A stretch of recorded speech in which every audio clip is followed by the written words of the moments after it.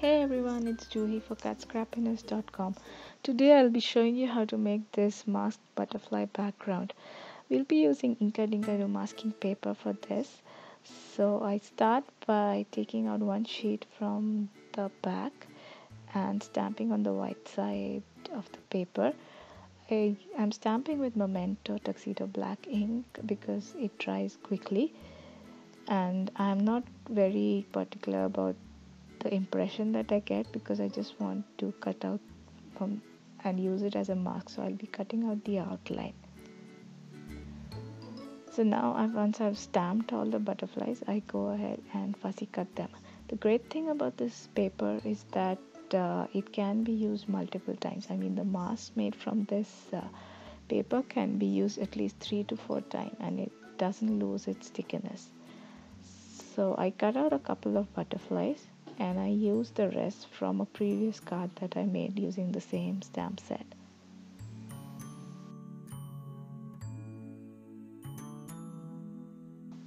Now that my butterfly masks are cut out, I am ready to stamp onto the actual cardstock. I'm using Ranger watercolor cardstock and I'm using the smoother side of the cardstock. This will help to get a good stamped impression. I'm also using a mouse pad at the bottom that will also help me to get a good stamped impression. I stamped one big butterfly right in the middle of the cardstock, and this will appear to be on the top when all the other butterflies would appear to be at the back of this butterfly. So for this I need to mask out this butterfly and stamp the other butterflies over this.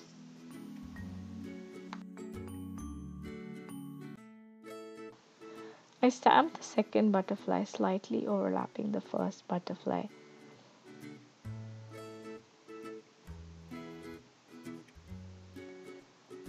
And now I mask out this butterfly too. The backing paper is a little tricky to take off because I have really short nails.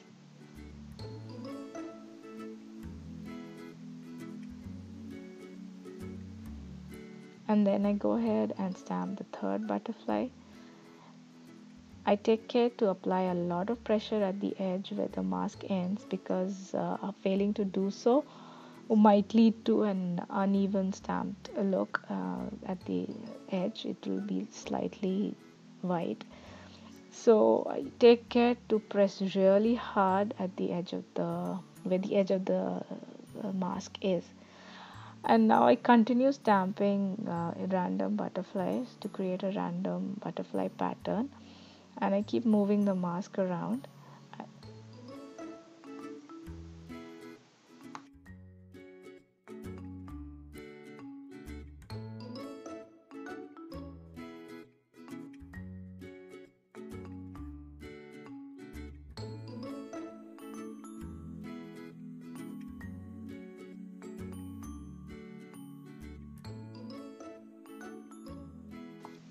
I keep changing the orientation of the butterflies and stamp off the edge also to create a random pattern.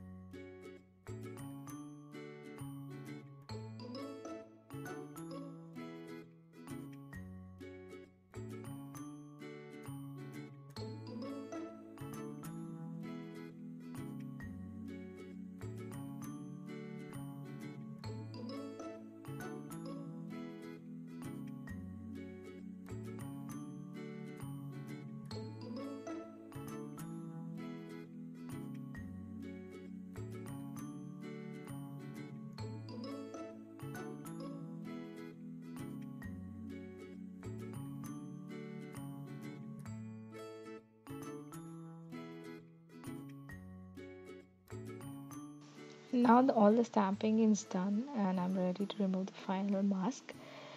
And this is how my stamp butterfly background looks like. Doesn't it look gorgeous? Now I go ahead and color in the butterflies with Zig Clean Color Real Brush markers. I'm using a lot of bright colors to color them in, and it's really straightforward. So I'm going to speed up the video.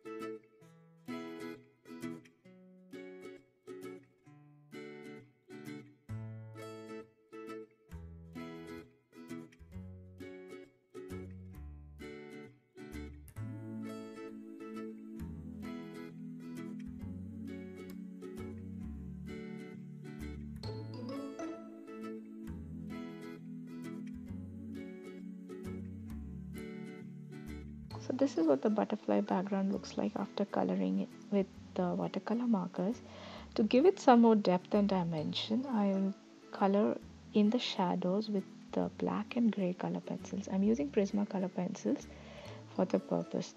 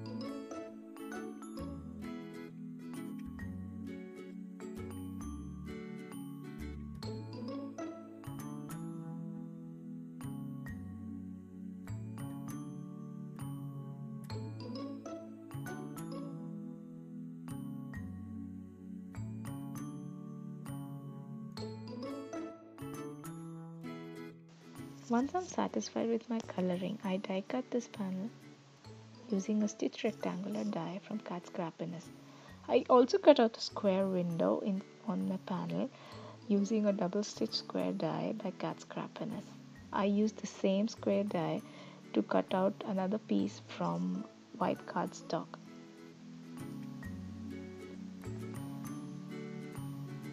I go ahead and stamp the sentiment onto this square piece. The butterflies and the sentiment are from a stamp set by Mudra Stamps, which is also available at Cat Scrappiness. The links to all the products used will be given in the video description below. I'm using a black cardstock base for my card, and I used the butterfly panel as a guide to place my sentiment, and I'm using liquid glue to stick it on to the black cardstock base.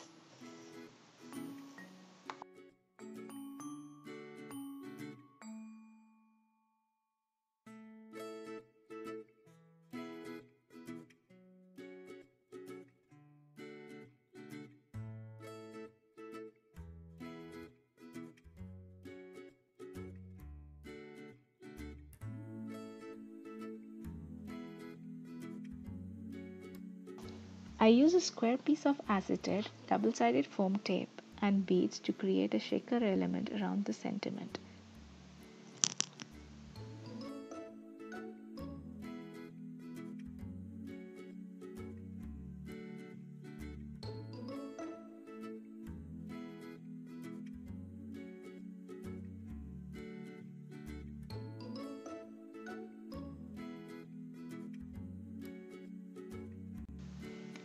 And now my card is ready. I hope you enjoyed this video and realize how easy it is to create a masked background using masking paper.